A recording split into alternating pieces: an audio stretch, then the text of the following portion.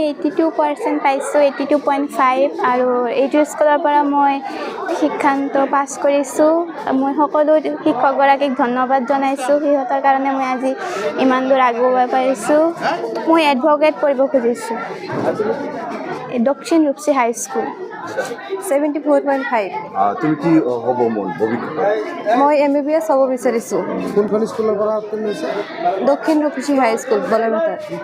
বহুত কষ্ট কৰিছোঁ আৰু মই ভাবিছিলোঁ কি আৰু অলপ পাম, কিন্তু কেইঘণ্টা কি অধ্যয়ন কৰিছা? এই ভাল ফলাফল দেখুৱাৰ কাৰণে এই ক্ষেত্ৰত কোনে সহায় কৰিছে তোমাক?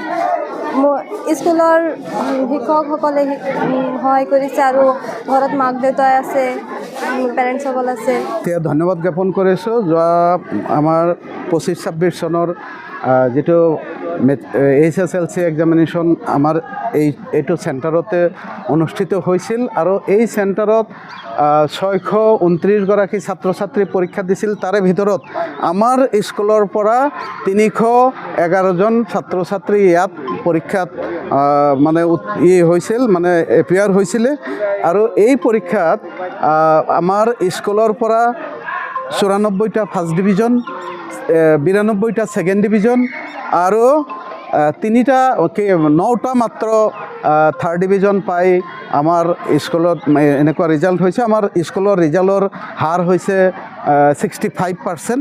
হয়তো সিমান ভাল ফল দেখুৱাব নোৱাৰিলেও 100% হ'ব লাগিছিল, তাৰ ভিতৰত ফেলৰ সংখ্যাও আছে। গতিকে যিখিনি হৈছে আমি আশা অনুৰূপেই হৈছে, ৰিজাল্ট একেবাৰে বেয়া হোৱা নাই। আমাৰ সমগ্ৰ অসমৰ লগত মিলাই আমাৰ স্কুলতো একেবাৰে বেয়া ফল দেখুওৱা নাই। আগলৈ আমি আৰু চেষ্টা কৰিম যাতে আমাৰ 100% ফলাফল আগন্তুক বছৰত দেখুৱাব পাৰি। এই চেষ্টা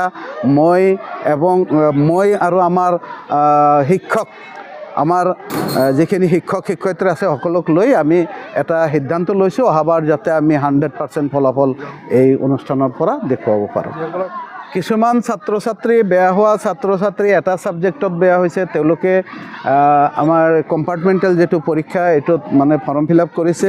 যিখিনি কম্পাৰ্টমেণ্টেলত এই ফৰ্ম ফিল আপ কৰিছে তাৰে ভিতৰত মই চাইছোঁ যে তাতেও 3-4জন ল'ৰা ছোৱালী ফাৰ্ষ্ট ডিভিজন নম্বৰেই পাইছে, কিন্তু এটা ছাবজেক্টত তেওঁলোকৰ বেয়া হৈছে। এই পৰীক্ষাত যদি তেওঁ ভালকৈ পৰীক্ষা দিব পাৰে, ইয়াতো 6-7জন ল'ৰা ছোৱালী ফাৰ্ষ্ট ডিভিজন পাই যাব, এনেকুৱা আছে।